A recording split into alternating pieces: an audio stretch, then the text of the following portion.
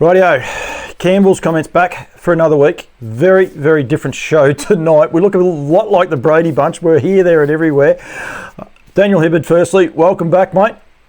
Hello, Paul. Good to be back on Loose Lines again, another week. And it's good to be back. It's a different show, mate. We've got a very different format and the likes. Cam Bray, he joins us again all the way from New Zealand. Any truth in the rumour, mate, you've given up a feed to come back on Loose Lines?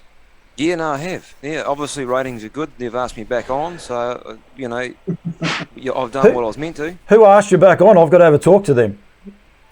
Eh? Who asked you back on? I've got to have a talk to them. No comment? No, I missed that. It doesn't matter. I told you we'd have trouble. And Mark Barton joins me as well. Sorry, I've got to try and shut something else down. Barto, welcome to On Loose Lines, mate. Yep, you're just dropping out on us a bit there, mate. Yeah. I told you, I did say that That's actually a good look for you. This would happen. Can you hear us now, Mark, or not? Oh, you've got to be joking. Everything was working good 5 minutes ago, and now it's not working. So I'm not sure what's happening. Bardo, you can't hear me? No, I've got you now, mate. You're just, the three of us are pretty clear, but you've obviously just got a little bit of line speed. It's just gone a bit soft on you, I think. Probably because I just started streaming. That'll be one of the issues. But firstly, welcome to On Loose Lines, mate.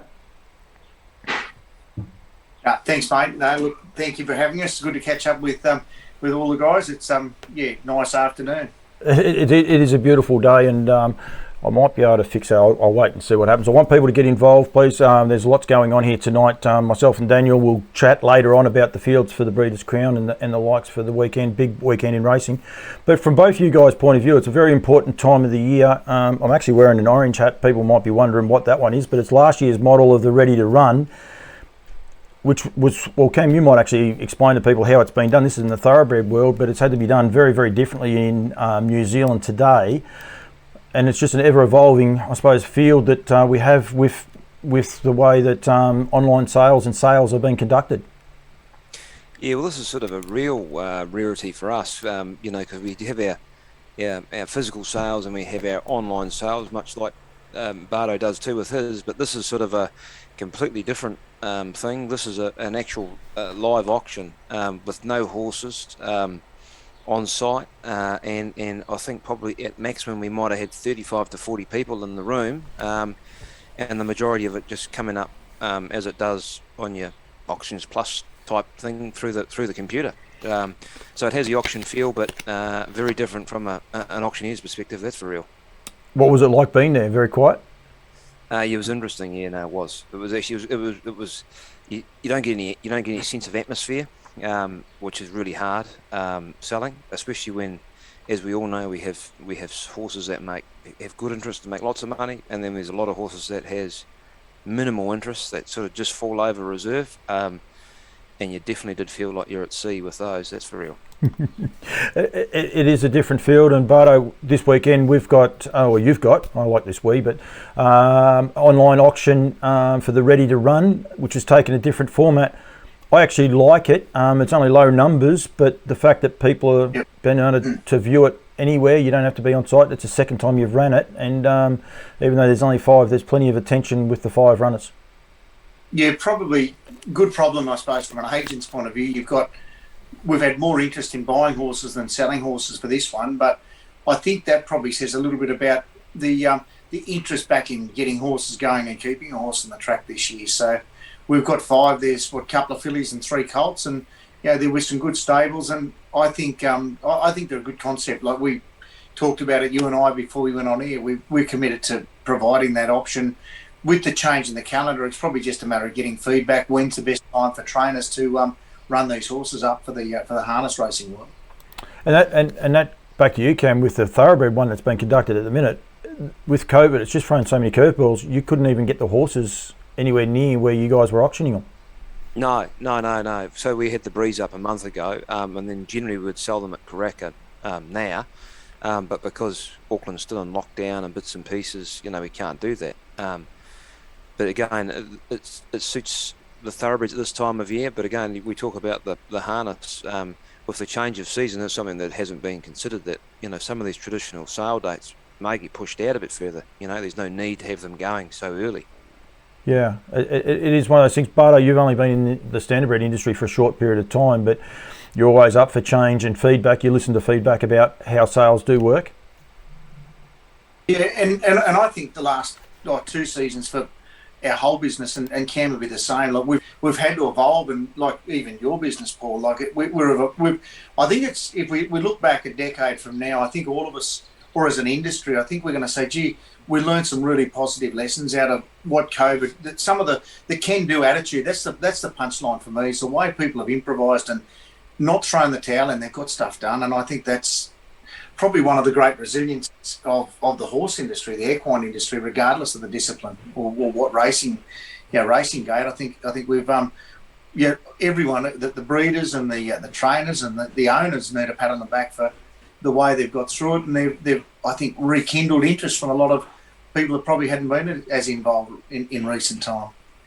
Well, one of the bits of feedback you get, and both of you gentlemen are very keen on feedback. I know that people didn't know the sale were on and the likes. Cam, you're saying there about potentially moving dates. It's probably key that we can lock into a set time so people are aware that they're on, but the flexibility of being able to change dates as well, like we say with this technology world and the world we live in now, being able to change it up a little bit. There's got to be give and take, I suppose, from both of you, doesn't there? Well, there does have to be, especially under the current climate, because it's just very hard to plan not only a horse sale, but the fact that these horse sales are probably outside of the actual racing, probably the biggest industry event harness racing has in both countries. And you've got to manage those in the current climate. And for instance, here in New Zealand, currently, we would struggle to conduct a horse sale, just with the numbers, the way that you have to try and keep the parties separate. And we all know that when you go to a horse sale, or especially a yearling sale type thing, you really do want to be able to look, touch, see, feel. It's different when you're probably doing it internationally, but when your true blue guys, your everyday clients can't do it, that's when you really got to look at it. Absolutely, and Barto, you've enjoyed the change. I mean, you guys had didn't have one big sale. You're a professional auctions property business, but your main sale was always Tamworth and the likes. Now the Standardbreds have come in, and it's just constantly changing. You enjoy the thinking on your feet and changing it up. Oh, look, we've learned a lot out of what we've learned from harness racing, from the whole industry. Just the way we present horses, the way we catalogue horses, the way we sell our auctioneer runs have changed at Tamworth. The big difference for us, we traditionally get 700 odd entries for a 650 horse catalogue at Tamworth in performance horse. We got just shy of 1,000 this year. And on the back of big cattle prices and cash that the beef industry traditionally brings to the cow horse market, we've been inundated, and so that's created challenges. And I can say that one of the benefits of having done the Standardbred thing, I think we've been able to be more nimble on how we've reacted to that. But we looked at it. I think we look at between now and, or say January through till June, we've got a sale every 3 weeks, a horse sale every 3 weeks. So it's we've got a bit on our plate, which goes from Melbourne through to Charters Towers.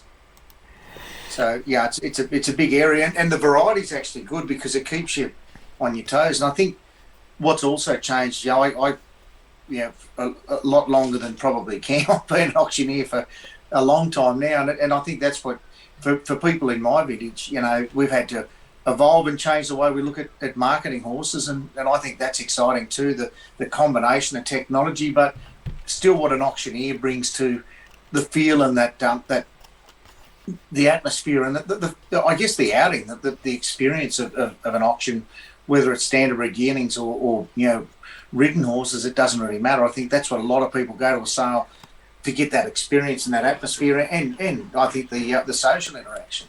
Yeah, absolutely. I always love the sales. I'm always fairly busy.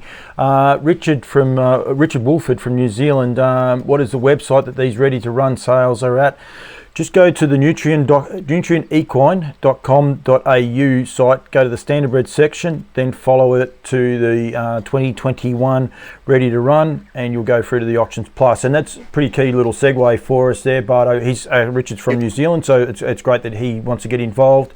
We'll explain how the sale works to Richard and other people that might be tuning in for the first time, but make sure that they're registered with Auctions Plus is one of the key things that a lot of people have trouble getting their head around before the sales, don't they? Yeah, look, because it's a feature sale, so you just qualify like you would do going to a normal sale. If we're going to go to a yielding sale, you go and get your bid card, register to buy, and get approved for credit. Yep. That's the online process the same. Once you've got your login details, you'll still be just applying to say, look, this is who I am and I want to bid on the horse. So we just activate that account that it has been through a credit process, which I'm not sure, Cam might like to share that with our guys, just what that credit process is for Gavel House, because I think the more we can be consistent, Cam and I do talk about that, how can we be consistent to provide the same the same processes for customers. Yep. And Cam, maybe that's a behind the doors conversation for a start. Our normal fortnightly Gavel House sales are slightly different. They're basically, for the want of a better term, unsecured sales. So it's on a paid and be paid basis. We use for our thoroughbred sales and some of our, not that we've had them yet, our sort of more expensive online sales. We put them through a Gavel House Plus, which you then go through the same finance criteria and bits and pieces that you would for Auctions Plus or on a sale day. But essentially, at this stage with Gavel House, it's just a paid and be paid basis. Yep. And it just keeps the costs low. That's how we keep our costs down on that one. Yep. Where you operate in a bit differently, don't you, Barto? Yeah, we've gone with that credit process. What we are doing, the multiple users now, and that's just trying to get that written into the back end, that if you've been registered and approved for the previous sale, it basically sends an automatic list to us to activate automatically. So we'll try and they're feedback things. We're trying to streamline that because we're trying to run a sale every quarter.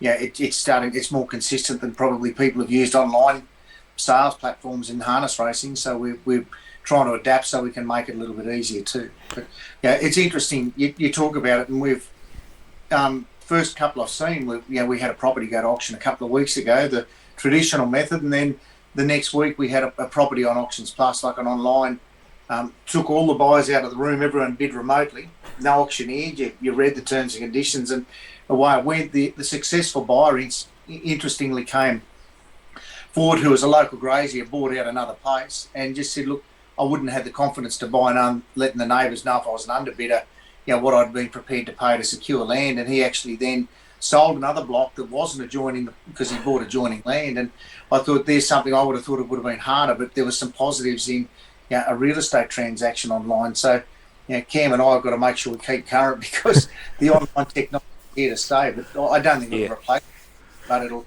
certainly complement the process of price discovery is really what it is.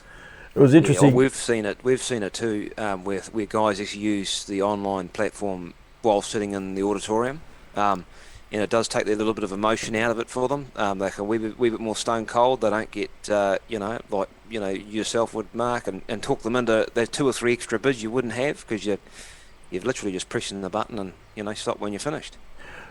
Wasn't that one of the things though, Cam, we noticed when I was there for the weanling sale with back when we were able to get across to New Zealand, and if your Prime Minister's watching, please open the borders. It'd be really nice at any stage. But there were guys that were actually there sitting in the cafe bidding online. They didn't actually even walk into the auditorium because they didn't want people to know that it was them bidding on the horse. Yeah.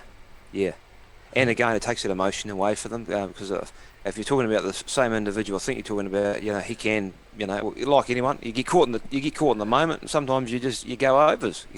I think that's the whole reason why we still have auctioneers. I think he did still go overs anyway. I don't think it worked because I think he had his budget, and I think he sort of blew that right out of the water. But that is what happens. One of the other big differences between the two sales, between Gavel House and the Nutrien online sale or Auctions Plus sale, once 6 o'clock comes, so Barto, it opens 10 a.m. on Friday the 19th and goes all weekend. People can bid at any time. They can put a minimum bid, maximum bid. whichever way they want to go. But then from Monday night, and I might call on Daniel this time. Daniel might have the random job of joining me to see how it actually ends up. But basically from 6 o'clock, then it's open slaver. They get a minute to have a bid, and the clock will reset. And then after a period of time, it resets again. It's very different to what Gavel House do, isn't it? Yeah, we don't sequentially shut down a page with lot 1 closing, lot 2. If there's action on the whole page, it stays open. And the theory with 5 horses, for example, on our ready to run, your first choice may be lot 4 and your second choice may be lot 1 if you're interested in multiple lots. So if you get outbid on your first preference, you've got the ability to revert. That's the mindset behind our concept. Probably for those people on our big catalogues where there's a number of horses, you click your favourites, your star favourites button, so you can actually bring it down to a number of horses that you can concentrate on rather than looking at 40 or 50 horses and where they're at. Probably the other one we did learn, which happened actually with Apollo Cross sale a couple of months ago, we had a sale closing, and if someone's phone drops out, the system will automatically reset, thinking it might have been a line drop out, but people watching it till their horse got past their price, and as the business end of it started, we had about 200 people watching the sale, and they intermittently kept dropping off saying, well, I've seen enough. So the clock would start again. So it did drag the sale out about another 4 minutes. So the technology was there to try and make sure if someone did drop offline, they had time to get back on and not miss the plot. But that was probably a learn. I'm saying to our tech guys, come up with a solution. How can the computer determine whether they're switched off or dropped out? So there's little things that we're learning all the time.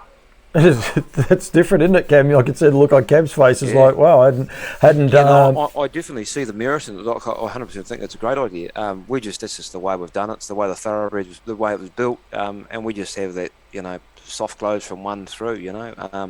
Again, it would be perfect because, we all know going to a horse sale, your first pick might be lot 30, but you don't mind lot 2.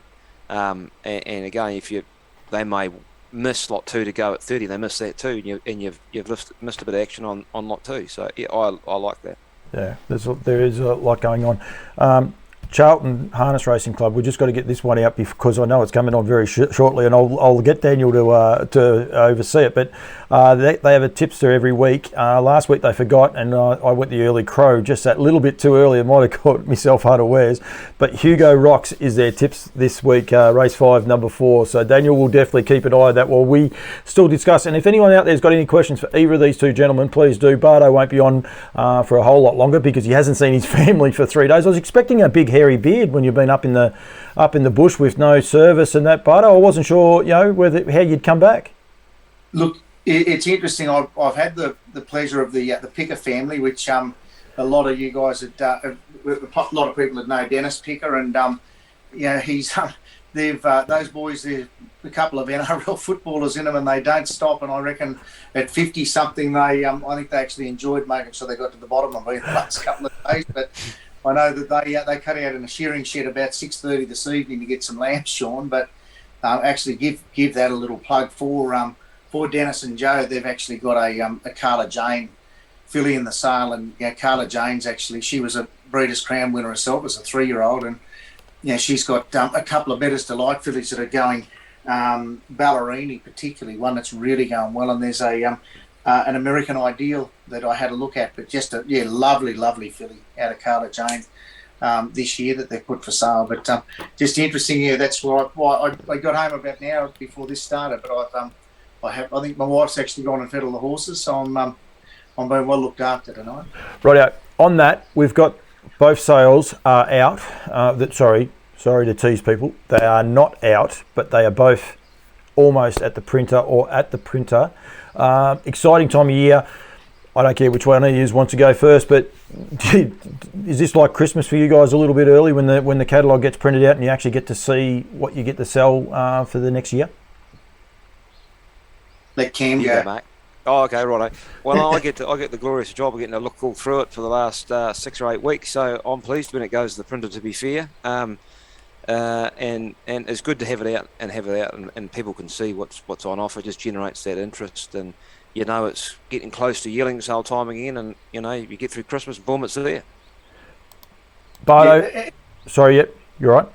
We're the same, mate. Look, we've got for us, second year, we've gone to two sales, so Sydney and Melbourne. And with that in mind, you're always looking for, we're in a competitive environment, so we've got to go and, hope we can get our share of the horses, which we've got, 110, 111, I think, Sydney, and 146 or 7 Melbourne. But, thrilled with the quality of the catalogue.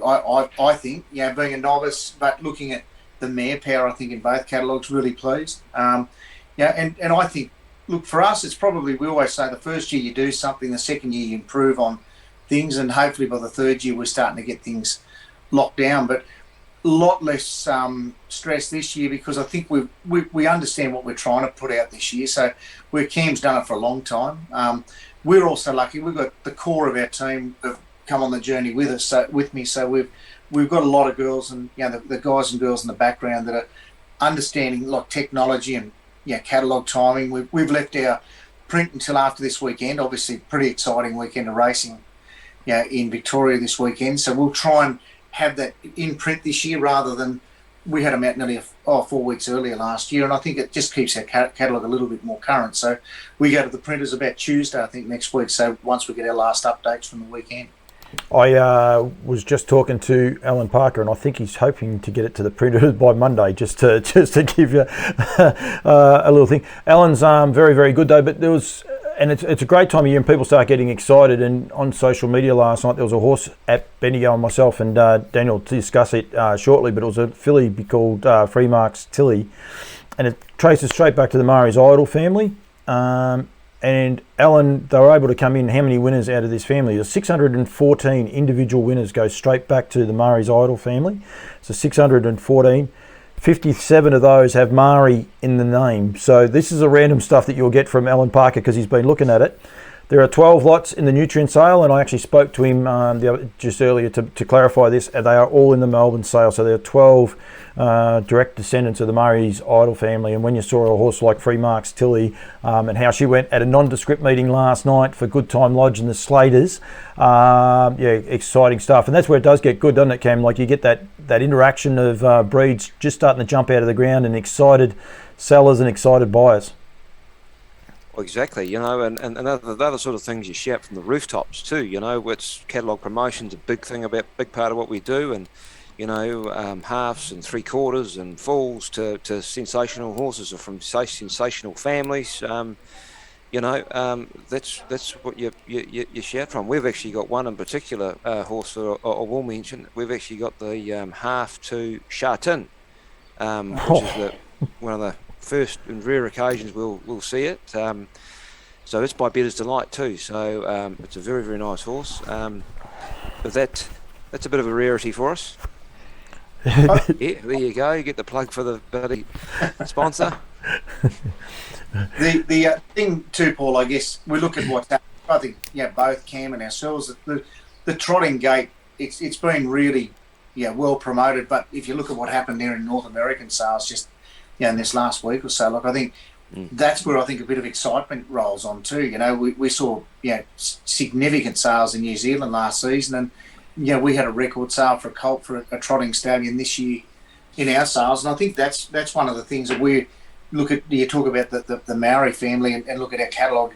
It's probably as good as we've done, I think, in Australia, from what I've been told. Like for the quality of catalogue, to be all congregated in one catalogue, Melbourne looks really exciting. And I think the other thing, which is good for us, we'll be able to launch off the back of a fantastic run of horses that Cam will have, to really, which he'll set a benchmark for those values, and hopefully we can both mirror what's happened in the North America.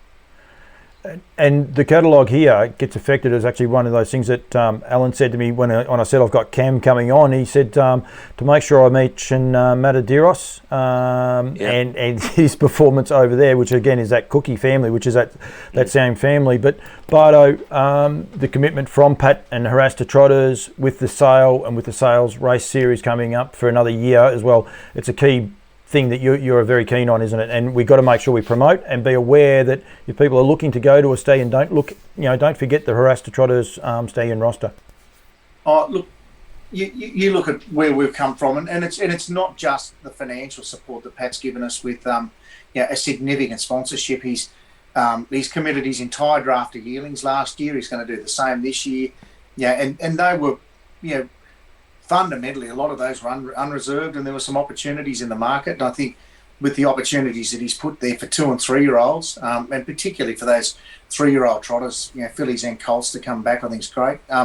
The other thing, someone that's, he's a businessman. He's never not picked up the phone. If I bounce something off him, and I think that's probably, if you said pound for pound, what's the most valuable part of Pat is just to get his opinion. What about this? And he looks at it holistically about the whole industry, and I think that's the really important thing for industry. You've got people out there that are heavily invested, but they're emotionally invested and they want the thing to work. And I think that's what we hang our hat on. But he's been a fantastic sponsor, and like I say, sponsors, they support it. He doesn't dictate. He just, look, you go and do what you think, and we're really pleased to have him on board. And he's been I think Australasia. I think he's been a fantastic, I guess, visionary in what he can try and achieve for the sport. Yep. And he's I've had him on the phone. You get him on the phone, he's no different than when you and me start talking, Barto. You can be there for an hour without trying. That's for sure, mate. I'll let you go. I appreciate your time, and we'll be doing a lot more with it. But we want to make sure that people are aware of the ready to run online sale that commences this Friday, 10 o'clock, and goes right through till 6 o'clock on Monday night. And myself and either Daniel or Cam or both of us, all 3 of us, we might end up chewing the fat watching these horses sell. But that's on Campbell's comments. Yep. But you've got to go to auctionsplus.com.au, make sure you register, or to get there, go through nutrienequine.com.au and follow the links through that way. No, and look, and I'd only say one other, just to plug, because I know a lot of our camp draft people do watch a lot of this. So for Cam's benefit, like I've got a lot of mates that are thoroughbred people too. So when's you're ready to run, your timing for them if they want to watch that. So we day 2 tomorrow, starting 1 o'clock New Zealand time. So what's that over your part of the 11. world? 11. Yep. Oh. Yep. Yeah. So sorry, Butter, but some of the results today, Andrew Seabrook, who's the big boss of NZB, and Cam bows to him all the time. That's why he's losing so much hair every time he every time he sees him. Their average was up 35,000 this year to 100. This so far after today up to 100,000. The median went from 60k up to 100,000 as well. Turnover was up from 7.8 million up to 9.7 million. So they're pretty impressive figures, Cam. And look, the only downside to it was the clearance rate down from 69% down to 62%. But that is still climbing. I mean, that wasn't finalised by the time he put that tweet out. You've got to realise that under the climate, you're going to always get that, because we've got some of our vendors who are still in lockdown in Auckland and can't attend the sale. So they're giving us sort of firm instruction, down the line, this is my reserve. When, normally at a sale, you get close, you can talk to them, what do you want to do? You want to put it on the market or not? And they just don't have that luxury as much. So we're finding we're doing a lot of after sale work, and that clearance rate will lift. Yep. It's very, very good. But we'll let you go. Thank you very much. Go and see your family, mate, and go from there. I don't think this will be the last one we do. We'll definitely do a couple of things, because I think Campbell's comments, one thing I do reckon, we're going to make the world a bit smaller and embrace it and work together. When I say work together, competitive rivalry is always good. You've got to have something to push. But I appreciate you coming on with Cam tonight and promoting it, plus the fact that you've only been home for the last hour, mate. Oh, look, the main thing for me, I've got Hugo Rocks written down. I want to see how good Daniel is, and we'll come back and ask him next week what he's learned. I reckon it's been over, has it, Daniel? It's actually on at the moment, and it's in front. It is in front. There's about a lap and a half to go, but it is, mind you, it is the $1.80 favourite, so they're not going to be rolling in the cash. Well, I was going to put my each way and just say that I've actually, you've given me a bum's theory. You've actually helped me make it evolve, but so I'll be looking forward to Daniel giving me another tip next time we have a chat. We'll definitely do that. Poor old Daniel was a bit quiet there because we were talking shop with the yearling sales and all the rest, but it'll be fine. We will get there. Thank you very much, Barto. I don't know how this is going to work, mate. I reckon if you just log out and I see what happens after. All right, mate. Thank you very much for joining me. I reckon you guys are going to end up anywhere. I'm pretty sure. How's he going? He still can't get out of it there at the minute. Daniel, I'm going to throw to you because I reckon your screen is safe, and it was. So you're good to go. Have you found the week, mate? I've been pretty busy. I've had a number of media things to deal with in the build up to the Melbourne Cup on the Melbourne Cup heats and the Bold Trees heats at Sandown on Friday night. So it's been a busy week trying to sort stuff out at work, doing those interviews while still at work. So I had to disappear from my desk for a little bit during the course of the last couple of days. But building up to a big Friday night at Sandown. Just keep talking for me for 1 minute, mate, because I've got to just try and sort out this. They're just coming around the home turn now for this Charlton horse. Now it's in front. It's Hugo Rocks. It leads by about a length. The horse behind it's probably its main danger, but it can't get out. It's still in front, only by a head. Who's on the outside of it? I can't really tell. It's in front, and it's going to scramble home and win. It's just one. Hugo Rocks. You wouldn't want it. You wouldn't want it again. I think. Karen's run second on Grand Tours. Duty Bound's run second, but Hugo Rocks has just held on. Wouldn't want it again. Another 10 metres, it probably goes down, but it's paid $1.80 on the toe.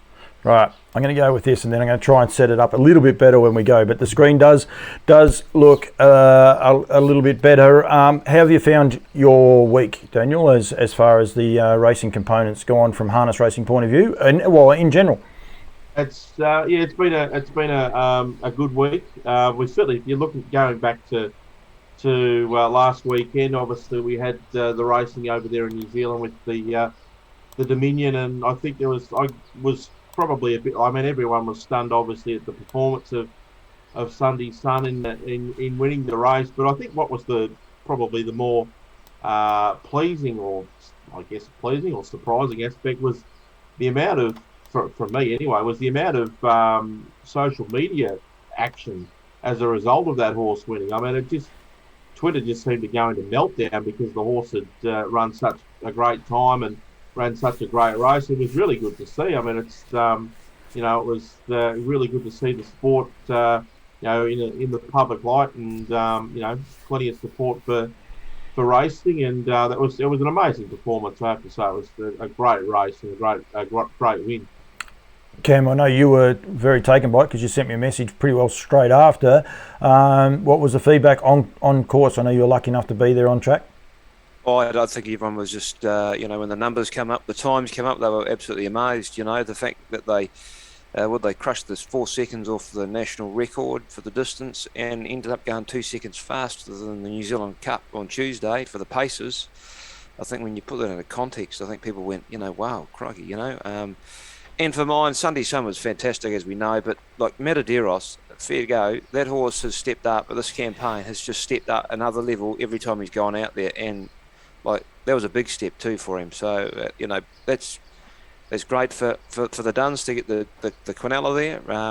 They work hard, they work big team of horses, so it's good to see them getting some results. Yep, definitely, and a good result even for one of my sponsors in Harasta Trotters as well, because they own him. Exactly. They actually got a pacing winner. It's a lovely story. A pacing winner by a trotting stallion. It also has gone terrific over there. It's by Ready Cash, Daniel. So Pat was hoping to breed a champion, very fast trotter, and he's got an okay enough pacer, Cam. Yeah. It's been there or thereabouts for a while, but finally they got the chockies. Got the chockies all right. Yeah. Sound of Cash. One of the other good stories from the night was South Coast Arden and his performance to fight back. He looked like Mark was going to go straight past him, but it didn't happen, did it? No.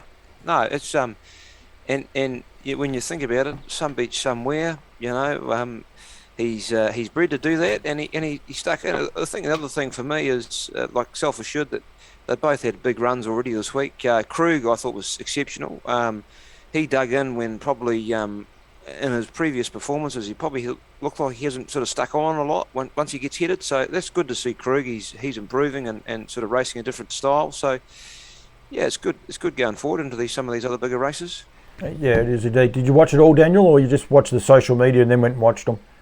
I didn't. Saw a fair bit of it on social media, and did catch sort of the last little bit of the result of the race. But yeah, that was it was a cracking race. I've gone 151, 3.5 and 55.7. So there certainly was no loafing in the run, and it's always a really good race, that race on the day. So yeah, but well deserved victory. Yeah, it was indeed. What happens now, Cam, as far as your feature racing over there? I know you've actually got a good race this weekend. Is it the Lord Module? I did an interview on the New Zealand show with with Martin Pearson, and I noticed you didn't pinch his shirt for the show tonight, but there's a big race in honour of Lord Module. He's not travelling too good after those sort of comments. Sort of workplace bullying, you could almost call it. It sort of does start to taper, because we're obviously in this wee transitional period and going into our new season starting in the 1st of January. So, look, things do quieten down a little bit. We'll have a bit more action on New Year's Eve in Auckland. And we sort of have that sort of summer circuit round on the grass, which sort of takes off. We got Sunday actually at Mochkarara, just a shameless plug for the club out there, and it sort of carries on from there on. Yep, shameless plug because you might be the president.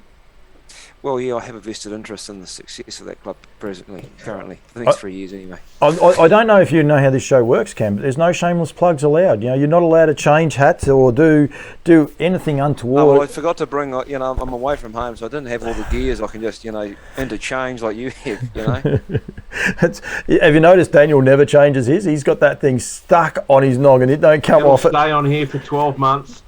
Well, fair go. You wouldn't want to keep changing it when you see the bonce ends up looking like scared over like his one. He does have a similar haircut. It's not all. It is not all bad. Do you seriously have to go back and catch your tea? No, they're going to drop it off to me. I'll eat it cold. That's what I'll do. That's the commitment I show here for the ratings. So you're happy to hang around? Yeah. Cool, because we will talk. We're going to do a little bit of an in-depth chat with the Breeders' Crown over the weekend as well. There was that 2-year-old trotter, Cam. I encourage anyone that's watching this that may not have saw it last night at Bendigo. It was just a run-of-the-mill $7,000 first win for 2-year-old trotters, and the Slaters. I've never seen a 2-year-old trotter from it, and I mean this with all due respect to the Slaters, but they're not a trotting stable, I suppose. They've had a few trotters, but they're not noted as one. And I think it opened at like $1.30. It had won 2 trials. At one stage, it was into $1.05. A 2-year-old trotter having its first start. But hats off to them. It was an exceptional job. Trotted beautifully and looks the real deal. Michael Stanley drove it. He's been on the show a couple of times. Drove it an absolute treat, and it's well worth going and having a look at it. And it does. It traces straight back to that Murray's Idol family that just keeps on winning and winning. And it's just one of those great families that is just, I suppose, so good for harness racing. And again, by Love You, shameless plug. One of my sponsors, they might stand Love You, and they still do have some service fees available. But he's doing a huge job. He's got a huge draft of horses in the Nutrien sale. I've already been privy enough to see the rough draft of the horses coming through, Cam, and there's a good lot of Love Yous in the sale. It's amazing the job that he's done to the trotting here in this side of the world. Oh, huge. And like even in New Zealand, the pacing numbers have been in decline for a number of years, and it's probably for the fact that the trotting gate is going so well that we've managed to sort of buck the trend there a wee bit, and it's managed to keep our sale numbers pretty constant for the last few years, only on the fact that we're getting more and more trotters. Yep, which is good. And the trotters are growing just enormously, aren't they, Daniel? Oh, it's amazing. Like the depth now is the thing. I mean, you go back probably only maybe 5 or 10 years ago. Each generation there might have been 1 or 2 of the absolute elite trotters in that age group. Now you've basically got a whole field of them where anyone can sort of win on the particular day. So that just shows the quality of the horses that are running now. People have been prepared to spend, breeders in particular, have been prepared to spend the money to breed to the good stallions and send their good mares to the good stallions. And this is the result of it. It's probably been brewing again for the last 5, 8, 10 years, but we're now starting to see the results of that. Yep, and then you go and see horses like Sunday Sun, because that's on the world stage, that time for 2 miles, isn't it? And that's the key part about it. And I did see a tweet put out by Matt Leppard, a punter over here, and the margins, Cam, were amazing. You guys go by lengths. And I questioned it. When I looked at it initially, I'm thinking there's no way that's right if that's lengths, because 4 metres to a length. There was some horses, they were in serious danger of being lapped. If that was another lap, they possibly could have got lapped. Well, yeah, but look at the horses that they've put those margins on. They're Group 1, multiple Group 1 winners. Yeah. Albeit they're probably not at the top of their game, but fair go. Yeah. Before we go on to the Breeders' Crown and how good it actually does look, we don't have too much. I actually have to give my man a chip as I go past in a minute. The Moringo Trotting Club is a club over here. It's actually where I will be honest, had my first trial drive back in the day, and obviously things have changed now, times have changed and all the rest, but the Bendigo Council look like closing it down, and so if there's any trotting people in the area and would like to get behind this cause to try and keep it open. It's only a social club now. Moringo is ever evolving. They want to put a couple of football fields there. So I know Wally Newton and John Campbell are driving very, very hard. So if you want to get in touch with either of those gentlemen or get in touch with me, and I can put you on to the right people. They've got a petition going. They've got a big night tomorrow night. Unfortunately, I've got commitments in Ballarat, so I won't be able to be there for it. At least initially, I might be able to get there at the last minute and get some interviews. But it's got a lot of history in it. There's a lot of people very proud to try and keep it going. So we don't like seeing any trotting clubs close. It's only a trial club now, Cam. They just do a Thursday night, actually when daylight savings is on. But very, very low key trial track. But we don't like seeing any of them close. No, well, they're the lifeblood of the industry too, aren't they? You know what I mean? It's the heart and soul of racing. Yep, definitely. Daniel, just a little bit of social media was put on the other day about Mildura and the finishing times at Mildura and the drivers doing long hours. I'm interested in your take. My take is a little bit that people are saying that the drivers are doing too many Ks and all the rest. There'd be a lot of drivers going there and would be getting a nice payday, especially with 12 races and the likes. And I know they put it back that they want an earlier finishing time and the likes, but it's got to be a bit of give and take, because they're going up there earning a nice payday because they've got 12 races. I don't think it's as cut and dry as turn around saying have it finish earlier. I don't know what your opinion is.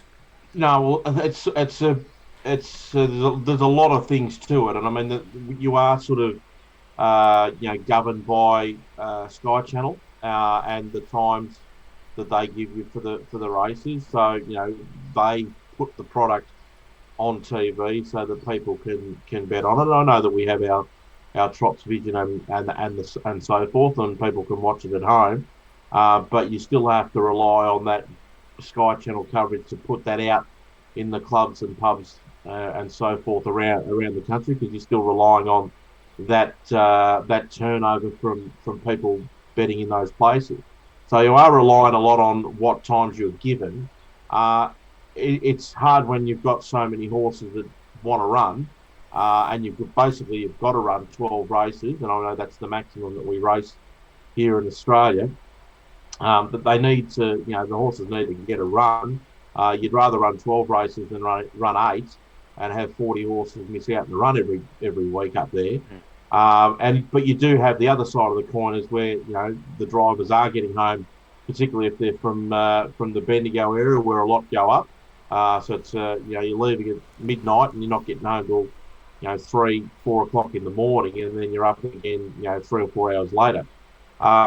It's a tricky one. There's a lot of things that make a lot of pieces to it. It's not all just cut and dry.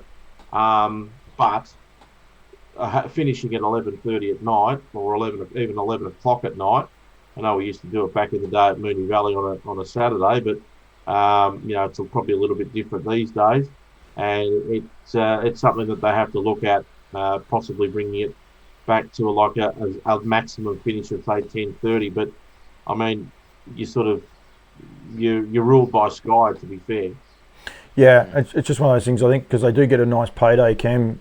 You and I, we all work for ourselves as well, and you just got to weigh up the options. Daniel, you and I had a conversation about staying in a motel after the Sandown Cup, I think it is, or because it's going to be a big night, and you're going to just stay and have a couple of drinks, and just to do the sensible thing, you just book a motel and you stay. When you know you're going to have a real late night, sometimes that's the smart option, isn't it? Yeah, well, I mean, I'll just stay the night down there next Friday night after the cup, and enjoy the night and not have to worry about trying to get home, and go to the motel. Probably still get up at 6 o'clock anyway and get in the car and drive home, and I'm home at 8:30 anyway. So, the options are there for the drivers to stop over. I'm sure that a few of them certainly would have thought about it across the journey, and you'd rather pay $80 for a bed than end up in a box. Yep, absolutely. Oh, definitely. It's one of those things that I'd like some people. I'm not against the drivers going up there. I think, and I understand, because we all need to be able to make a living, and the next day you have to make a living as well. But and a lot of the drivers that go up there, I mean, we've got so many good young drivers that are doing the trip, and they are earning good money because they know when they go up there, the horses are not the strongest, and that's we all know that they're not the top end horses, but they're all around the same sort of mark, and they're all competitive in that sort of grade of race. So you can certainly drive a few winners up there, as we've seen across the last little while. So there's still the money's it's the same amount of money for driving a winner at in a $7,000 race at Mildura as it is at Bendigo. Yep, yeah, definitely, and they get good books.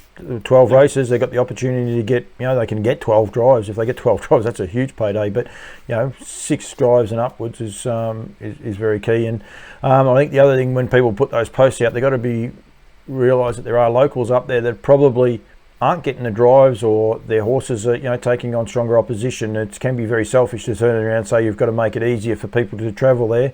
There are people that live there, and they love the horses as much as anything as well. So it's a juggle. I'm not saying one or the other. 12 races too, the impact that it have on the actual industry, the turnover from those 12 races, which obviously there's a lot of pressure on the fields there to have 12. That's huge for your industry. I've been on committees before, and Daniel is on committees. And Daniel, we've got to actually discuss one thing with Cobram too before we get onto the fields in a second. But being on committees, and you see turnover, and I was looking at it this day, and I'm thinking there's something missing here. There's a couple of things missing, and when they give the country clubs their turnover ratios, they don't use Melton because, one, it's a tab race, so I think it actually gets digested a little bit differently as well. But it is always your number one turnover. And this day, what I saw was Mildura, and it was Mildura that was missing. And they said, "Oh yeah, you don't want to see Mildura because when you start talking turnover of clubs and everything else like that, it is the second best, bar none." And it's so good to our industry what it does up there. So I think, you know why it'll be? It'll be 12 races of horses that with the greatest respect, aren't the highest quality. And the form's not probably as consistent, that everyone gets a go. Yep. It's no different to us here on the grass here in New Zealand. We'll have 12 races, capacity fields, and they are our best turnover. That they are our money makers. They keep the Addingtons and the Meltons of the country. They keep them going. They keep the Group 1 subsidy, all these things that are, the money that's coming out of it. It's these country clubs that are funding them. Yeah, I listened to SEN. I think it was Cup Day, and because they had the New Zealanders on SEN here in Australia, and it was quite interesting. One of the guys said, "I can't wait for the grass track circuit to start up." He said, and they're talking about the turnover. Daniel, over here, if we try and get a grass track up, it's a novelty event. Over there, it is big business. Yeah, we lost it. We obviously lost the grass track racing. It used to be a good thing. Like they used to have it at Yarra Glen as it was, Horsham, Kilmore, and then of course I remember the night I was actually at the races. That particular night at Moonee Valley, and I'm pretty sure it was Neville Gap, got tipped out of the cart as they went over the crossing at Moonee Valley, which used to be the old dirt crossing, and I reckon he got tipped 10, 12 metres in the air. It was ridiculous how far he went up, and that was pretty much the end of it. They sort of canned it from that point in time, but you sort of watch it from watched them come over this side of the ditch, and it's great racing to watch. It is ultra competitive, and very very rarely in any of those races will you see anything at a really short price, favourite. It's it's good betting on those races. Cam, you're very passionate on it. I know that. Well, yeah, obviously I've got a vested interest, but like our club alone, we have 6 race meetings on the grass, and we'll compete with Addington outside of Cup Week, pretty much, on a Friday night. We can go Sunday during the day against all the dogs, gallops, anything, and Addington can even run their meeting on a Friday night, and we will compete. It's amazing. That is absolutely. But again, it's the compass. It's the fields. It's the ratings of the horses. They're lower. There's bigger fields. All these different things. They're elements. The form isn't quite as consistent on the grass or whatever. These are all elements that help. Build the product. Yep, absolutely. Andrea Gorman's put a thing there about Mildura. It's a young Charlton. The young Charlton drivers try to carpool with each other, follow each other in case a mishap does happen, and the likes. Yes, Andrea, you do sound like a school teacher, but I think unfortunately we have to sound like a school teacher, and we got to remind these young people that it is their lives that they are playing with, but they need to be as well educated that there are other options than being absolutely exhausted and driving home. Pulling over on the side of the road and having a sleep is actually a good option. I think some people said it's not great. Well, I think it's a good option. Or grabbing a motel and staying the night if you're not up for it. So I think there are a couple of options. And maybe that's something Mildura could do too. Well, we'll get off that in a sec. But Mildura might be able to say to one of the motels, listen, we've got 3 guys here that can't get home. They're exhausted. Any chance? They might be able to do that for them and be able to facilitate where they can get 4 or 5 hours of sleep. And then be able to get home and still be able to do their next day's work and their jobs. So maybe going forward, who knows, going through. Greg Norman, while we're on Charlton and Andrea's on there, what a week he had, Daniel. Quite remarkable. It was, I can't remember what day of the week it was with Zadaka getting up. But I'm not sure what day of the week it was, but it got up at a decent price. And then it would certainly have to be the longest price winner he's ever had. Very rarely would he ever have a runner at the price that Belladonna Girls started at. Officially it started at 126, but I think it was a lot longer than that. And it was a peach of a run and a beautiful drive by Karen, and got the job done. And I did see a tweet from Greg about it with the head-to-head battle with Techie's Angel. I think he said something along the lines of that they've met 6 times. Yeah. And it's 3-all. So it's one went round at $1.55 and the other went round at nearly 130 to 1. I'm sure there would have been a few Charltonites that have had a few bucks on it and rolling in the cash. But yeah, big upset there on Saturday night. Well, his week got better. I actually was in Charlton on Tuesday. Did not see Andrea. They tell me she was still in bed asleep at 12 o'clock in the afternoon. I can't believe that. But that come from Joe Thompson too, in case you're wondering, Andrea. Joe was explaining to me that he even had a better week because he might have bought his better half a car for $15,000. Bit of a storm came through South Australia and got a bit of storm damage. So they cut the price in half. You can't see the storm damage.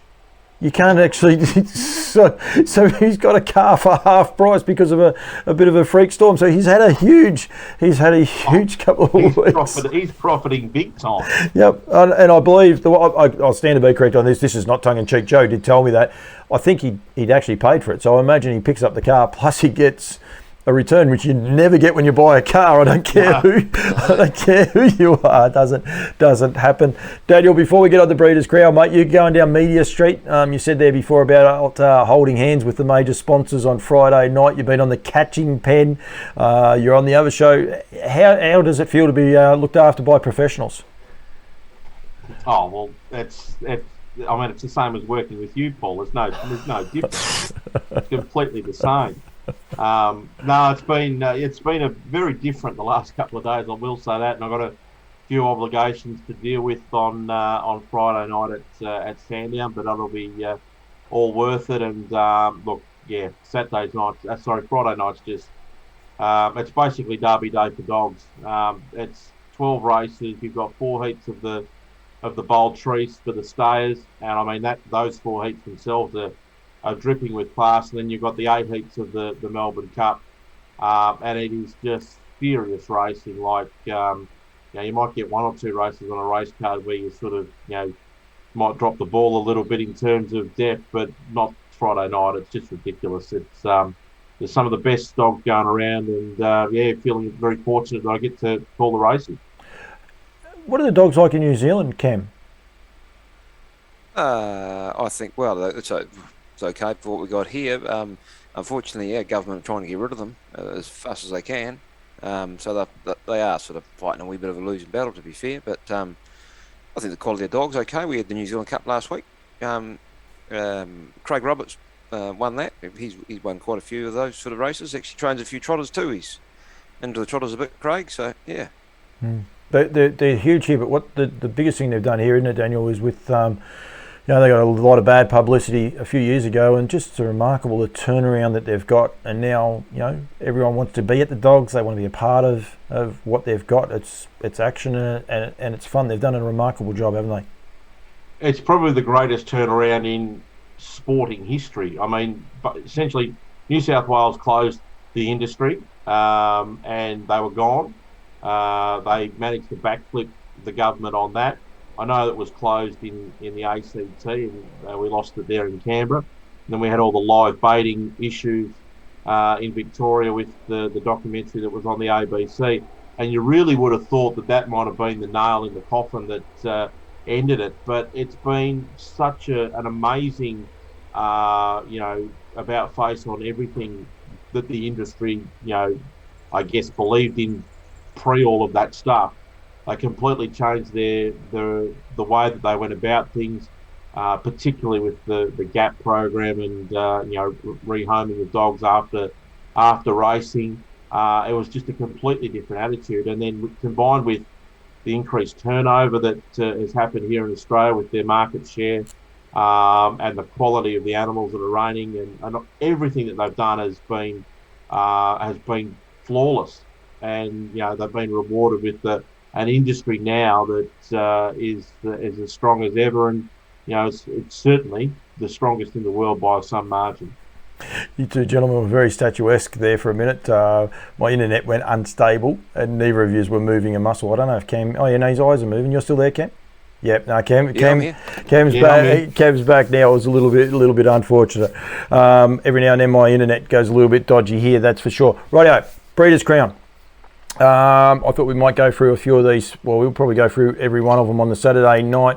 Cam, I don't know how many of them you've had a chance to actually have a look at all. I've just got to get back up to the first of these races, which kicks off at 6:07, which is the High Game Breeders' Crown Championship for the 4-year-old colts and geldings.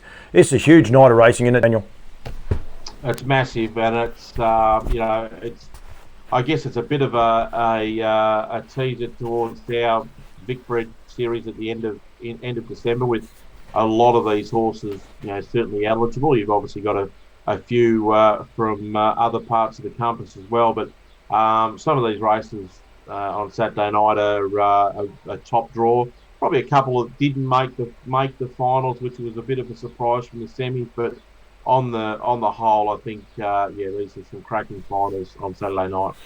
I reckon we'll go through. We'll sort of maybe pick out one or two, and perhaps our highlights. Cam, you're more than welcome to get involved with any of them, please, as well, because I think if we went through runner by runner, we will be here until Christmas, and I think Cam's team may have arrived. I saw him look over at the door. He was a little bit eager there before. He's got half a grin. I said there before, it's a high game Breeders' Crown. I don't know if I know me hat. I just got to look after me own sponsors as well there with Barristock direct opposition, but that's okay. I suppose this is probably one of the more disappointing races, if you like. It doesn't have that star-studded field, Daniel. It's one of the more even fields, but I reckon there is a rising star in the race, and that's Honolulu Bay for Emma and Dave Moran, formerly trained with David Aiken, but Emma obviously did have the horse originally. There was obviously some issues there before it even raced, but David and Josh did a super job with it. And then its win first up from the spell was out of this world, and I think he certainly doesn't lose anything by going to Emma and Clayton. If anything, probably picks up a little bit, and I think he's a star, and he'll be really hard to beat in that race. Not a lot of NZ next to any of those horses' names there, Cam. You might not know any of those. Oh, I have heard of Honolulu Bay. It's just following some of the racing over there. But yeah, no, I can't add much on that one, to be honest. Yeah, no, it's one of those funny races, I think, because they don't run in the heats as well, so you don't get that excited build up. But I do agree, Honolulu Bay. We were fortunate enough to see him, Daniel, when we were doing the Trot Division initially about a year and a bit ago, when we were able to get to the tracks and just walk around, and he was just an excitement machine. This race, Cam, you've got a lot of interest here. This is the Woodland Stud. I'm going to be in a bloody... I'll go bald by the time I finish this. The Woodland Stud, Breeders' Crown. You better get the missus to bring up the Vaseline. Get a bit of Vaseline on the head so you don't... I have got a bit of chafing, but we won't go there. We'll leave that one and we'll leave that right alone. But this is a great race. But we probably undersell one horse in this race so much because he's done such a ripping job, and that is Kai Valley Hotspur. He's a multiple Derby winner. He won the Breeders' Crown heat there the other day. He's just a superstar horse, yet for some reason doesn't get that tag, Daniel. I don't know why. Yeah, he's sort of. It's probably a bit unfair on him. He's done enough. Certainly hasn't done anything wrong. He's going to have his work cut out from this draw. If he draws 1, 2, 3, or 4, he's probably he comes into a really short price favourite. And he's really hard to beat because he's drawn 12, and some of the better chances have drawn those good gates. It does make it a little bit more interesting. Certainly, Olivici, Aldebaran Zeus, and Kiang Ninja are off that front line. A horse like Utopia could certainly surprise. I mean, there's a bit of a boom on it as a 2-year-old, and Parisian Artiste has been going very, very nicely as well. It's a good race, and the 3-year-old trot generally is a good race. Hotspur's probably the one to beat, but he's certainly not going to get it any easy from that draw. Cam, did you happen to see any of these races? Yeah, I did. Yeah, no. Well, Hotspur's got a fair bit of breeding on its side too. You know what I mean? If you want to go down that angle, and a horse that we've seen here in New Zealand, Jules time, Mufasa Metro. I think he didn't get round Maryborough the first time round, and then I think he galloped away. Did he? Yeah, he was huge. I see. But like he was a handy enough horse here in New Zealand. He was actually owned partly by young Cam Kirkwood, who has since sold the horse. So we'll watch with interest there. Yeah, no, he was actually huge. And I'll give you another one, Cam, to watch. Probably can't win it, but a horse to definitely follow is Moringo Bay. And we talk about draws, Daniel. He constantly draws bad, this horse, doesn't he, at the minute? Yeah, he's got a few issues. And I think if David could get a cart that was about 4 mile long, it might sort of help him. He's got that big stride on him, and he just keeps whacking the cart. But he still keeps winning. He still keeps running well. He's 20 to 1 on the board there, but I don't know what price he actually is on the fixed odds. He's certainly a trotter of the future. As a 4-year-old, I think he'll be a better horse. But he's certainly done a good job in his 3-year-old campaign. Yeah, no, he was a absolute excitement machine. I've got 2 mice here to play with. I always grab the wrong one when I keep going to go through. Aldebaran. Did you notice? I don't know if you noticed, Daniel, but Hotspur's bred by Brecken Farms. Just thought I'd put that out there, Kent. If you're watching, probably need another hat. I'm going to wear this one out. The amount of times I've got to put it on for him is happy to put that out. The 2-year-old trotting fillies. These heats were run at Ballarat the other day. Sorry, not Ballarat, at Maryborough.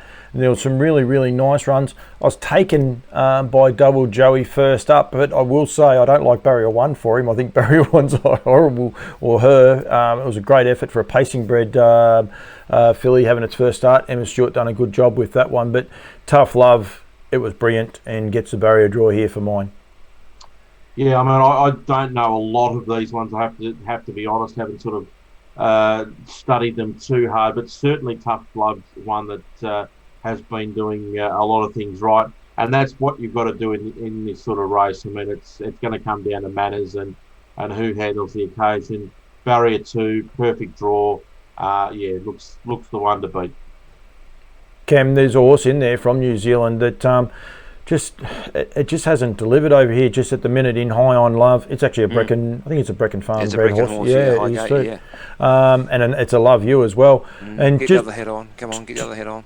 Just a little bit plain here. It's 2 runs, and Josh wasn't happy with it. I interviewed Josh before the race, and he wasn't actually happy with it. But it's out of Highgate, who has won a Breeders' Crown final as well. So if it can hit the right form, if they can turn it around, it is a very capable filly. Yeah, no, it wasn't a slug over here either. Like it won at Metro Grade here in New Zealand, so like it probably deserves to be there. It's just need to get it trucking again, you know. Yeah, definitely. Double Joey's by Roll with Joe. You don't get too many of those as trotters, but of course he's a full brother to Better's Delight, who stands at this one. He's left a couple of Group 1 trotters too, Betters. Yeah, he loves them, especially at Menangle. I think that's the last you'll see the Brecon hat tonight, but hello Ken, if you're still watching. This race promises to be a ripper. There's a very, very short price favourite in it, in Plymouth Chubb, rightfully so. But the other 2 heat winners, they were very, very good. They're very, very professional. This could be a really, really good race, and a race for the ages, I reckon, because I think there's a few colts in this that are going to measure up in a few, 3-4 years to come. Courage Stride was one of those. Kiang Chucky, although it doesn't have all the huge attributes of the others, he's a lovely horse. He's a Love You as well, I think. There's so many Love Yous in here. He's a chestnut Love You, because myself and Lockie McIntosh spoke about him. But some really, really nice colts here, but clear standout, Daniel, with Plymouth Chubb. Yeah, look, he's done everything right. His heat win wasn't as flashy as we've seen him previously, but he's still got the job done. Look, he's just, if he gets to the chair, which I expect him to do it, I'm sort of thinking that Courage Stride's going to lead. If he's sitting outside him, I think he'll just be able to control the race.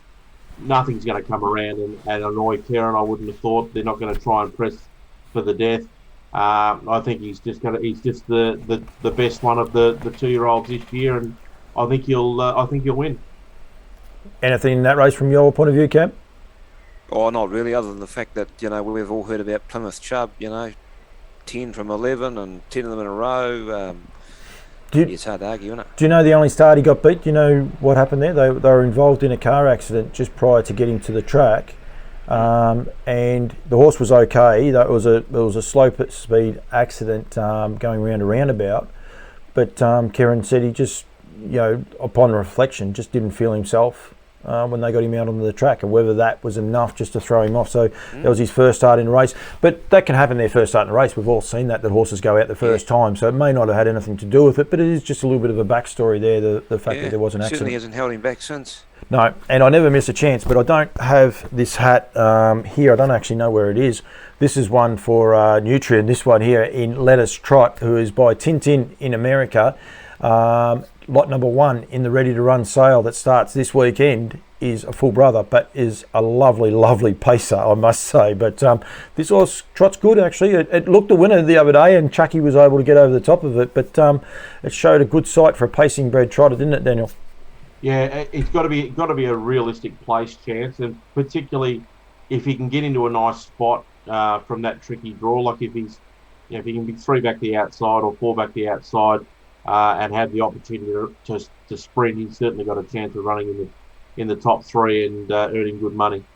Mimosa Homes Breeders' Crown for the 2-year-old colts and geldings. Always a really good race. Competitive racing for these horses to get in there, but we said before, Cam, about Some Beat Somewhere, Catch a Wave. I don't know if you've had a chance to get to watch this horse in full flight. He's rare, but geez, he's strong. Right. Yeah, no, I haven't. Sorry, mate. You haven't seen him at all. I tell you to tune in and watch him. Daniel, your thoughts on him? He's a bit of an enigma, really. I mean, he's got some quirks, and he won't circle up, and that's why he's out of the draw. He won't circle up at the start, so he's got to start from out the back. He's going to have his work cut out in this race. This is a super version of the Breeders' Crown for the 2-year-old. I mean, there's no absolute superstar in it, but they're all really nice 2-year-olds, and they're all going to make great 3-year-olds going forward. Probably the couple there that sort of stood out from the heat runs. Flash Jimmy's sort of been was a really good couple of runs of late. Obviously, he's Charlie's Angel, put in a cracking semi-final run as well. He's the son of a gun's got the perfect draw in one. And Interest Free was a really good winner of the semi. So, I mean, those ones off the front, they're not going to make it easy for Kate out the back there. She's going to, if he wins this race from that draw and have to loop the field, it'll probably show how good he is, because he's going to. I think he might be a shade of odds on in the market. I wouldn't touch it with a 40-foot barge pole. He's risky from that draw. He is risky, but if he doesn't get any interference, and that can be, he can cause it himself. So I'm not saying someone else does it to him, but if he all fair in love and war, he wins from there. What I saw of him, he always hangs in. Kate drove him at Maryborough the day I was there to watch him, and he decided he's going to hang out. And any horseman that's watching this show will say, a horse decides to hang out, they just run up the track a little bit. No, he just locked on the inside rein and just said, no, I'm going to go this way, and just demoralised the field. And just won so easy, he nearly fell on his nose twice, once out of the mobile, once with about 200 to go, and he just ran away from him. And Kate's sensational to interview, and she was flat. You could see he just gets to her. But yeah, he's a real excitement machine. He's a son of Sunbeach somewhere. Beautiful horse to look at. Very, very different horse to do anything with the IRT. Nigel will be happy anyway. Cam, we're looking after IRT. I definitely don't have one of their hats. Do NZB Standardbreds, do they have or NZB, they have their own air freight? Yeah. NZB air freight. First class service at economy rates. Paul, have you know? Just thought we better put that one in there. Don't worry, I'm a team player. You know that. You know that one indeed. Act Now, short favourite. He's going to be awfully hard to beat. Gets to the front, it's going to be it will be hard to see anything knocking him off. Buckingham gets a good draw for once. He finally gets into a good spot, and if he's behind him, it can certainly make it interesting. American Dealer's just been sort of thereabouts its last few runs, and then the ones off the second row. I mean, I mentioned last week Major Moth was a big chance of turning around his form, and he was able to do that. And Beyond Delight's been racing super as well. Certainly wouldn't want to be taking too much of the tomato sauce with Act Now, but if he gets to the lead, it's going to be hard to see him get beat. Better Call Me, American Dealer, Rock and Roll Do, and even actually Belmont Royal. There's a few NZs in this one, Cam. Yeah, there is, mate. Yeah, American Dealer, I've seen a lot of him, and he's shown some fantastic form. Just hasn't sort of maybe just gone off at a touch. You look at some of these Kiwis horses like Arden's Ace. It's out of Venus Serenus. It was no slug. So there's some nice. It's a lovely field, isn't it? Someone was telling me about that mare the other day. Venus. There must be one in this. Have you got one in the sale? Oh, we probably would do. I can't remember now, but John Stuyven? Yeah, John owns them, yeah. Yeah, I can't remember. He bred Arden's Ace. That's another hat I don't have, Daniel, if you're wondering. But I'm working on that one. John's pretty hard. He's hard to get a hat out of. Have you got one, Cam? Yeah. Well, yeah, he gives it. Everyone's got them over here. Yeah, he's reluctant. You haven't got one. I think he might be. Okay, you haven't got one. I think he might be a bit Aussie shy. I'll have to work on him. The 3-year-old fillies for Villawood is heat number 7. Emma Stewart's got a very, very strong hand in this race, Daniel. Yeah, very strong hand. It's a good race. Beach Music gets all the favours with the draw. Ladies in Red's drawn out the back. Has probably been a touch disappointing its last 2 runs, but you can't knock her. I'd I think she's a wonderful filly. If she's back to the top of her game, she's certainly going to be the hardest to beat. They're probably the key too. Better Twist sort of makes it interesting with that barrier draw. I don't know whether it'd get to the lead over Beach Music, but if it was to sort of get a nice and into a nice position, it could certainly threaten as well. And Tough Tilly, who obviously has been all in the had the match races there with Ladies in Red as a 2-year-old. Cozy draw from barrier 8 could just be tucked away, and if the seas part, they could certainly run over the top. Good race. Certainly, from a betting point of view, it's a tricky race to sort of really pick one out and say with confidence that they're going to win. Lysa Beach is owned by Woodland Stud. They're actually shouting me out to tea. Andrew, if you're sitting there watching this, You're off to Macca's, are you? No, upstairs, right upstairs in the pointy room. Oh. So Name dropper. It is definitely hard. They own Lysa Beach. She's probably just struggled with the Australian way of going just at the minute, but she's a very capable filly, isn't she, Cam? Yeah, oh, definitely. No, actually, when you look at this field, this is a star field when you think about it. Better Twist was probably as good as we've seen here in New Zealand earlier on. Treachery's was a hell of a nice. Tough Tilly, Ladies in Red. This is class. This is a class field. Did I put the Brecon Farms hat away too quick? Better Twist? You're not sure either? No. I'll leave it away. She's by Woodland, so it's okay. I'll leave that one on. By Woodlands, is she? By Betters, Smarty Pants. Where does it stand? Oh yeah, it's Woodland Stud. .co.nz. Don't know why I know all those things so good. Ride High, Breeders' Crowd for the 2-year-old fillies. Is there any other names in this race but Emma Stewart? Have you ever seen anything like this, Cam? This is a Group 1 race, and have a look at that for dominance. Yeah. Oh no. Well, it's sort of Mark Purden-esque, but probably not. He probably wouldn't have the number of runners, but it's unreal, isn't it? Well, we've said about it before. Morvita, it didn't quite, get the chockies last week, but look, it's a serious filly too. But no, again, what a field. It is. I really like a Morvita. I think she can probably get a little. Well, she's $14. She's $14. That'll give some of mine. Wow, I don't get that. Daniel, how do you see this race playing out? Oh, I mean, it's a bit of a tough race to sort of line up all the Emma runners. I will say this: I'm pretty sure not, and I'm right in saying that Sounds Perfect number 4. I think my auntie's got a share of that horse, a very small share, but I think she's got a bit of an interest in that one, so might be cheering for her on Saturday night. Certainly taken all before. I mean, it's only had 2 starts, and been able to win a semi-final to get into the final. It's the tricky race. I mean, a couple of Emmas that I've sort of liked in Cypher and Pennion. I've sort of drawn the second row, which sort of makes it a little bit harder for those two. But they're probably good enough to overcome it. And Rich Beauty's probably the other one. It's certainly not cut and dry, this 2-year-old one. I think there could be might be a bit of an upset here. I think it's a very interesting market. In Cypher, drawing inside the second line is going to get a very soft trip. You'd imagine probably 3 the fence at worst. And Fiamma gets a good chance to be in the race for a long time. Brittany O'Brien, Cam, you might not know the name or anything else like that, but she's done a terrific job with this mare, Relentless Me. It's fast.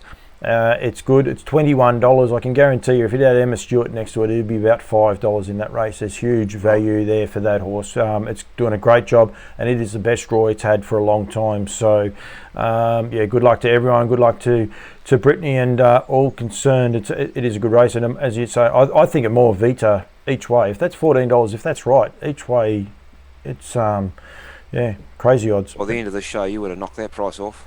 I don't do that early money betting. I'm a $5 each way punter, so I can't see any point in losing $10 because it gets scratched on morning of race. It seems ridiculous. Cobbity Equine Farm Breeders' Crown for the 3-year-old trotting fillies. Congratulations, Cody Rockenberger. She's got a horse that's albeit 100 to 1. Probably doesn't deserve to be that, but Honey Bourbon in a Group 1 final. But Cam, I'm sure you can talk about this filly, Queen Alito, for the Lily Camp here, but beautiful filly and just taking everything before her.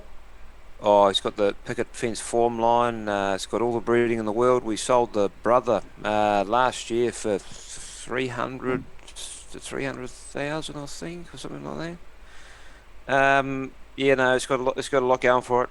Really am impressed with it. Still in its New Zealand ownership too, which just shows you probably the state of the 2-year-old fillies go here in New Zealand, that they seem better benefit in having her placed in Australia, and what a masterstroke that's been. Yep, absolutely. She's a Pleasure was very good for Robbie Morris. It had the R next to its name where the bandages come undone, but it was very, very good in its heat as well, but it's a horrible draw for that one, Daniel. She's from a Golden Valley perspective, owned by the Paytons out this way, and Dennis had done a lot of work with that horse, and I'd seen it a number of times at the trials here in Shep as it was learning the ropes, and it came out, of course, won the homegrown classic with Karen on board, and now it's gone up to Kerry Ann and Robert Morris there. Look, it's probably the danger. I think I've got a lot of time for the horse. I think it's got a fair bit of ability. It can certainly do things wrong, which doesn't help it, but it's got a fair bit of ability, and certainly with the time that Kerry Ann and Rob have had with the horse, I think having a look here, they've had it for about half a dozen runs, and they've won 3 of them. So, look, if it was able to keep its gait at the start and be sort of thereabouts, it could certainly be right in the mix. But certainly, Queen Elite is the one to beat. Aldebaran Urschley, Cam, anyone that's watching the Kiwis, go and watch a replay of that drive. Robbie Morris, I thought he pinched it. It was a gun drive to try and beat Queen Alita, but yeah, I think Queen Alita will be winning that for fun. That one, that's for sure. And then the Nutrien. Yep, I got the shirt on just so people are aware. Breeders' Crown for the 4-year-old mares. And I haven't actually had a good look at this race. Majida looks like it's the early post favourite. Oh no, amazing Dream, Nathan Burton. What's it by? Oh, that's right, Better's Delight is your $1.70 favourite, and probably rightfully so. Daniel? Yeah, I reckon this is probably one of the locks of the night. I think dropping back to this greater race. And I mean, she's 120 raider. Majida's at 118, and then your next best raider's the Pantheist, who's a 90. So I mean, the depth of this group of mares is not as strong as what she's been racing against. I don't know I can't believe she'd be $1.70. If you're getting that price, take it and run, because I think she'll just win. Yeah. But she's a quality mare, and she's off to America shortly, Cam, but just the depth in New Zealand horses. See ya. Well, yeah, no. Oh, she's a superstar. But the one thing, I'm not knocking her at all. But one thing I will say is, quite often when she goes back to her own sex, she's sometimes slipped up. She has got that wee bit of a thing going on there. But like when she's on form, she could be a straight better than these. If she wanted to be. Yeah, she's a lovely mare, and it'll be sad to see her go. Well, I've just actually opened up the Tab app and had a look, and I'm kicking myself if I've taken $1.70, because she's $2.40. Is she really? There you go. Yeah, Majida's $2.25, so they've obviously gone for her a little bit there. But Amazing Dreams, $2.40. It actually opened up at $3, believe it or not, and it's now at $2.40. All right. So, good luck to them. Well, you won't die wondering with Anne's driving it. He's driving good at the minute, I tell you. He's having a crack too. His handlebars down more often than not, and he's a gun. Good export from New Zealand. We almost claim him as an Australian. Sammy Kilgour and Josh Dickey, we claim them now as Australians. Well, Josh is, Sammy already was, but Josh is definitely. So yeah, so it's a done deal. Nothing, Cam? No, and I'm not going to go back into historical. You try to claim Farlap and Pavlova and bloody Lamb We carry on. No, the Pavlova is out. You cannot even bring that into the conversation. All right, it is out. Rightio, golf. Sue O, did you see this the other day? This was one thing that got me. I was up early in the morning. Hole in one. You get a Lamborghini for 2 years for nothing for a hole in one. I don't know how old Sue O is, but she's got a Lamborghini for 2 years. What a hole in one that would be. I think she's about 20 something. She's not very early 20s. Yeah. And, yeah, so gets a hole in one in the LPGA tournament, and she gets free lease of a Lamborghini for 2 years. I mean, how are you going to be at the end of that 2-year lease, and you've got to give it away, and then you're left with a Datsun 120Y? I mean, I don't think she drives a Datsun. Do they? Mind you, they're a collector's item nowadays, aren't they? The Datsun. Well, I was going to ask. They don't make them anymore, do they? I'm not big on cars. I wouldn't have thought so. Nah. I wouldn't have thought. Nah. All right, boys. That's a bit of a wrap. I appreciate it. Gloucester Park have got fireworks this week too, Guy Fawkes night. So they're having fireworks. When I was talking to Alan Parker, I can tell you now, stay tuned to a lot more random facts from Alan Parker. We're going to change it up a little bit with Nutrien. Oh, sorry. And for anyone that is still watching, we've got to bring up this at Cobram unfortunate incident, Daniel. Yeah, we've hopefully got a few people there and can spread the word there. And it is posted on the Cobram Harness Harness Facebook page, and it's on Twitter as well. We had a float was stolen from the track, the stabling area last night. So Linton Power, who's got the horses around the back there with Don Rudd and that, the float was taken. They have broken locks to get in there to take it. So there's a photo of it on the Facebook page.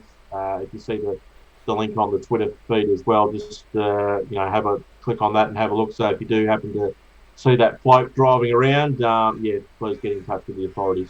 Yep, and hand it in. And it's an ordinary act. And generally when they cut locks and the likes, they know their way around the place, so generally it's not a great sign, but that's okay. We won't worry about that. Cam, go and have your tea, mate. What are you having? What was it? I can't remember what it was now. It was that long ago he ordered it. He can't even. He can't even. Surprise anyway. Yeah. Brecky. Good luck tomorrow with the online sale. It's different. And I appreciate you coming on with Mark Barton. I think it's great that you guys can get on together and just break down some of the walls. I think it's an us against them mentality, which is stupid. It's about embracing and getting involved with the selling of yearlings, and we're going to be doing a lot more of it right through to April, pretty much, with Nutrien sale is probably the last one of those. So thanks very much for joining us, mate. Thank you. No problems, guys. And Daniel, thank you. Good luck on the weekend. Good luck on the weekend. We'll be back next Wednesday. We'll work out a time, date, where we go. Who knows who we get on? We might have our Kiwi mate back on, and we'll work it out from the ratings. From there. Yeah, the ratings will dictate. From there, ratings don't dictate to me. We just have some fun, and that's what it's about: is enjoying yourself. So, thank you very much, gentlemen. I appreciate it, and this has been On Loose Lines for another week.